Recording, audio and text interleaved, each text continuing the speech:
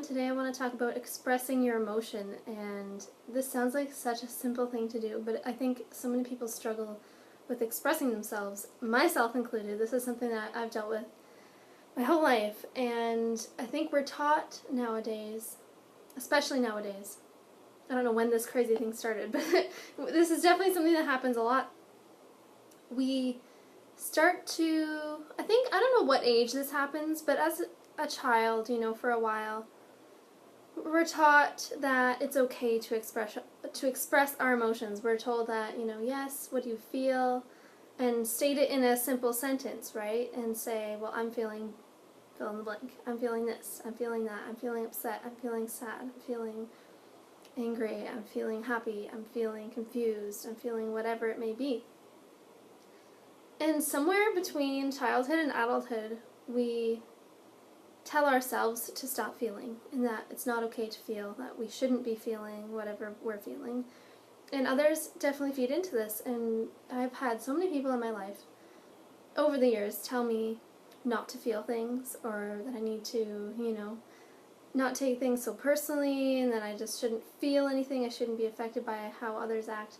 And though there is some truth to that, I think there is some truth to that. I think that yes, we're responsible for ourselves, but being responsible for your emotions does not mean that you have to cut off your emotions and not let anyone that you care about affect you, because no matter what, you're human, and you're going to be affected by those that you care about, whether they're going through something awesome or something that's not so awesome, and you're going to feel, and you're going to be affected by what people do, especially the people that are closest to you, and that is normal and that's human. So taking responsibility for your emotions, I think, should mean that you should express your needs, and you are allowed to express your needs and what you want without fear of judgment. And there are some people that are always going to judge you probably for your emotions, but it's absolutely okay to feel. We are human beings, and this is what the human experience is all about. It's always about feeling and allowing yourself to feel.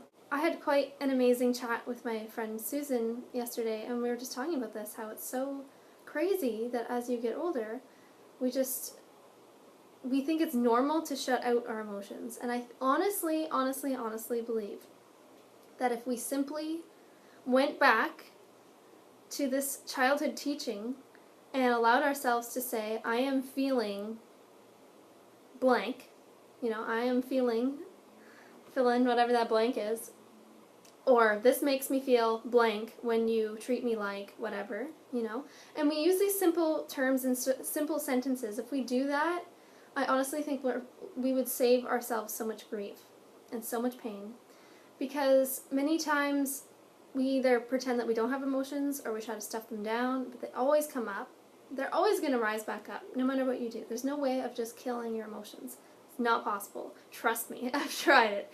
It doesn't happen.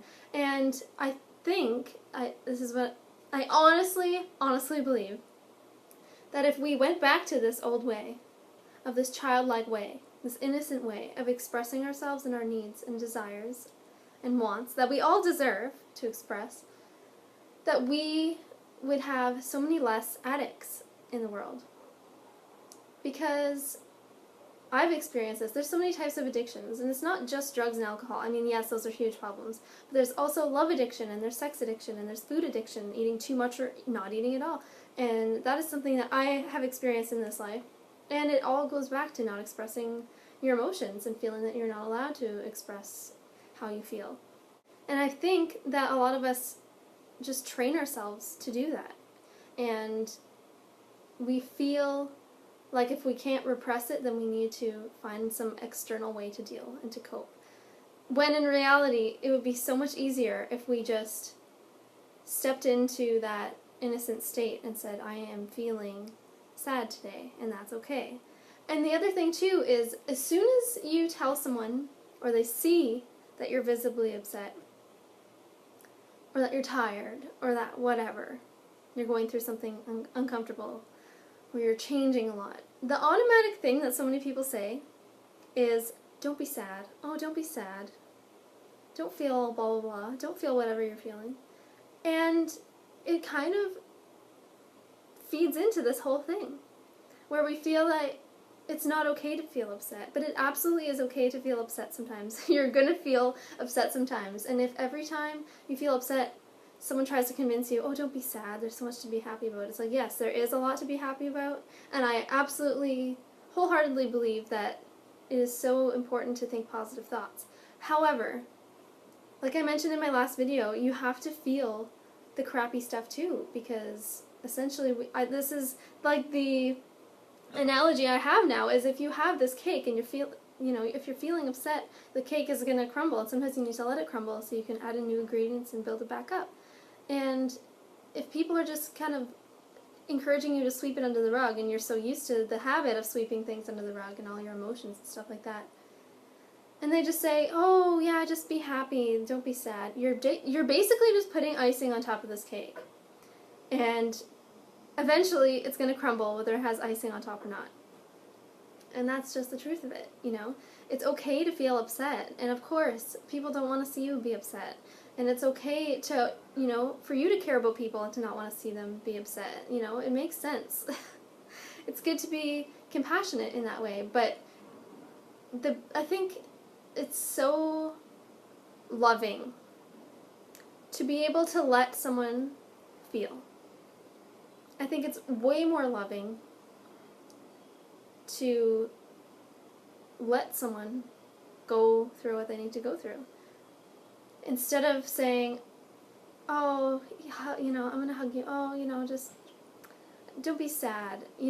That opposed to saying, you know what, things will be okay, but I respect you and I love you and I'm going to let you feel what you're feeling because you're entitled to feel what you feel.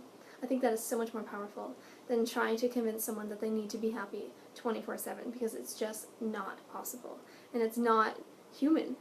So anyways, I got this new deck of cards. This is the cover.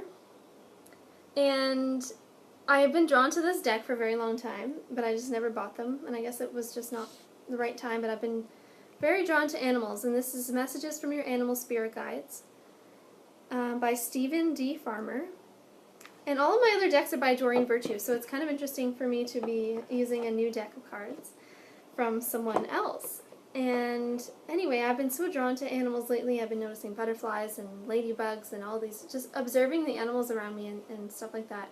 So I thought this would be a really great deck to work with. So I did my first reading with them yesterday, and I did a 3-card reading, and it was unbelievably powerful, and the messages were just astounding to me. And so today I want to share the 3rd card that I pulled, because it was just dead on the money, and it goes exactly with what I'm talking about today. So this is the Polar Bear card that I pulled, and the message is: stand up for yourself and speak your truth respectfully and compassionately with no attachment to the outcome. So I'm going to go into the book and read that to you very quickly and then kind of wrap this video up. So here we go. It says, when you express yourself from your heart and from a place of power, it's an unbeatable combination. You don't need to growl or bully, nor do you need to fade into the background and deny yourself the opportunity to directly affect the situation. By showing up and being completely present, even when you're simply listening, you're a force to be reckoned with. Ask for what you want and see what happens. Don't get worked up about how it turns out. You may or may not get what you want, but at least your chances are much better if you do ask. As for setting boundaries with others, such as saying no to requests or demands, when you do so, they may respect those boundaries or try to test them.